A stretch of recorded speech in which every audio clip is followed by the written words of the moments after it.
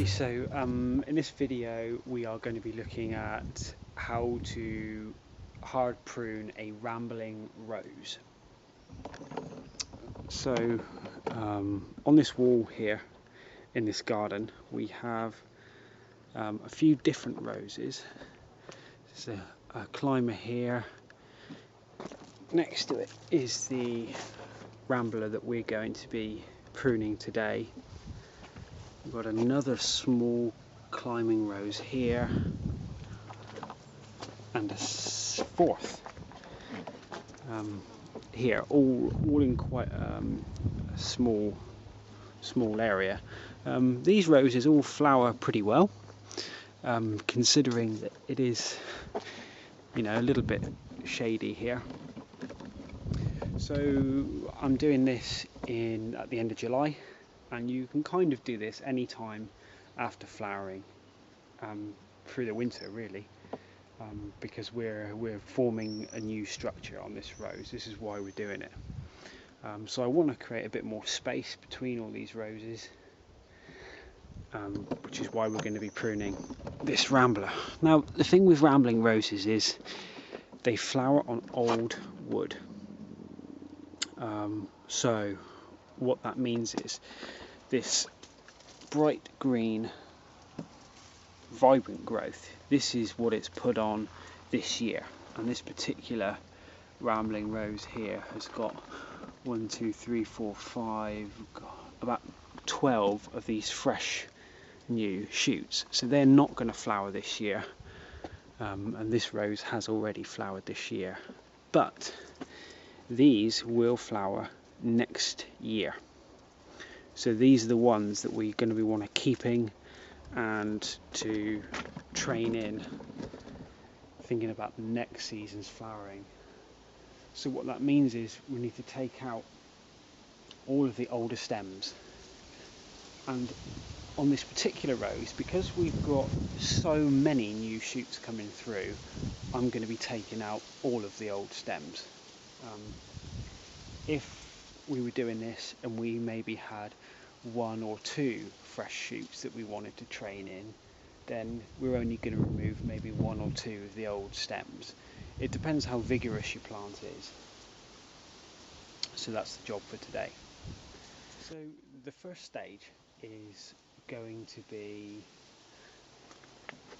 taking these new shoots and just for the moment moving them out of the way as best we can to be able to work around the plant and take out the old stuff without getting scratched to hell.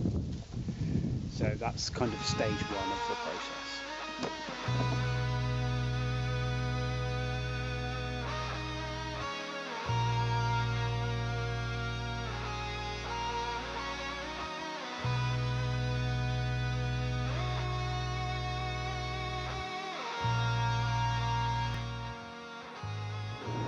As you're working through here, we can now start taking some of the old growth out. This is going to be all of this we're going to remove, and we're going to take it out in sections for ease of cutting it out, but we want to take it out eventually right down in there to ground level.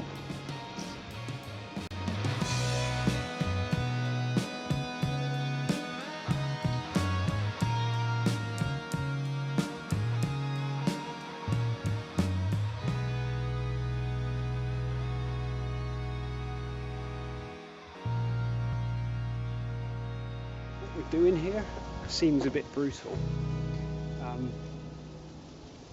It's not. Rest assured that it's not. Roses need this rejuvenation to keep them flowering long term.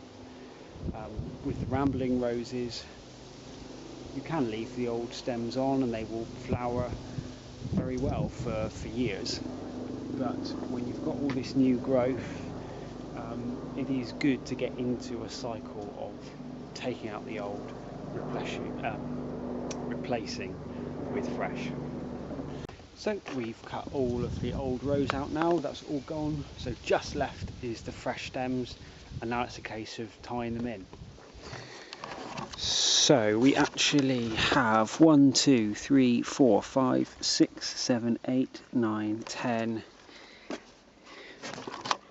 11 new stems there. You don't have to use them all, and we probably won't use them all here. We want to look at, are they all in good nick, and only think about tying ones in that are in good nick. For example, if we have a look at this one here, this is one which actually snapped off here in the wind a little while ago. I cut it off and it's regrown, but as we don't need 11 stems, if we've got one that's got that bit of damage in, we'll probably just follow it down and take him out, and it's kind of one less to worry about.